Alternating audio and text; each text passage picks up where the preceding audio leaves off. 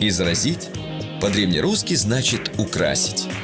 Украшать изразцами печи в старину могли позволить себе только в зажиточных домах.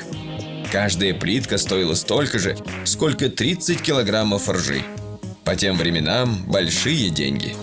Впрочем, и сегодня изразец в цене. Товар-то штучный. Весь процесс изготовления изразца занимает около месяца. Все начинается с создания модели. На гипсовую заготовку мастер наносит разметку и прорисовывает узор. Здесь можно дать волю фантазии. Для ускорения процесса используют шаблон. Рельеф орнамента лепят из пластилина.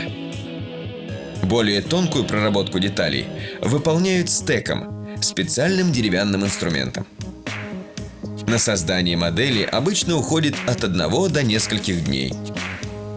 Готовую модель покрывают мыльным раствором.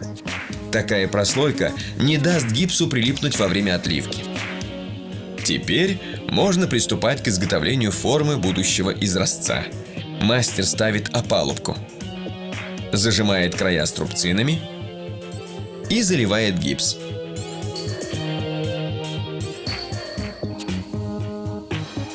Через полчаса он затвердевает, и форма готова.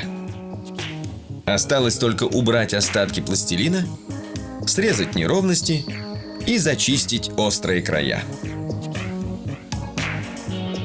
Хорошо высушенная гипсовая форма попадает в цех формовки. Мастер отрезает кусок красной глины и рукой набивает его в форму. Глину надо хорошо распределить, чтобы не было пузырьков воздуха. Иначе позже изразец может просто треснуть. Излишки глины убирают деревянной дощечкой. Далее формируют невысокий бортик и рамочку. Это называется румпа. В старинных изразцах румпу делали довольно глубокой. Такая конструктивная особенность помогала дольше сохранять тепло в доме. Кстати, полое пространство румпы было одним из самых популярных мест для сокрытия кладов. Так что если вам от предков досталась печь, хорошенько ее проверьте. Тем временем в румпе мастер протыкает отверстия. Через них позже проденут проволоку для крепления к печи. Через час гипс впитал в себя лишнюю влагу. Заготовка подсохла. Ее вынимают из формы и несут в сушилку. На полках при 40-градусной температуре сохнут десятки черепков. Не пугайтесь, это всего лишь профессиональное название будущих изразцов. За неделю черепок уменьшается в размерах. Мастера знают об этой особенности, поэтому гипсовую форму делают больше примерно на 15%. Далее заготовки подтачивают. Противоположные стороны должны быть одинаковыми по длине. Каждый угол ровно 90 градусов. Выровненные черепки очищают от пыли мокрой губкой. Затем покрывают тонким слоем ангоба, белой глины. Здесь важно работать быстро, иначе красная глина размокнет и проявится на поверхности. Теперь черепкам предстоит 8 часов жариться в печи при температуре более 900 градусов. После такого обжига заготовка становится прочной, а ангоб приобретает чистый белый цвет. Следующий этап производства – так называемая глазуровка. Эмаль или жидкое стекло тщательно размешивают и процеживают. Затем наносят на изразец.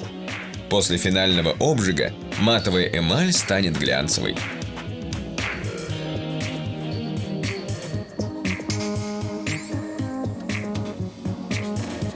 Теперь художник начинает расписывать изразец.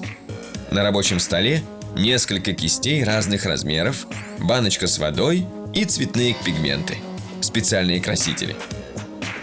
В завершении изразец солят. Да-да, в этой баночке на самом деле соль, только не пищевая, а бесцветная соль различных металлов. Голубой оттенок придают чернила. Художник должен видеть, где уже посолено, а где еще нет.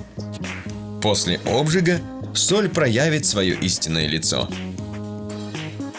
Теперь расписанный изразец укладывают в печь как раз для завершающего обжига.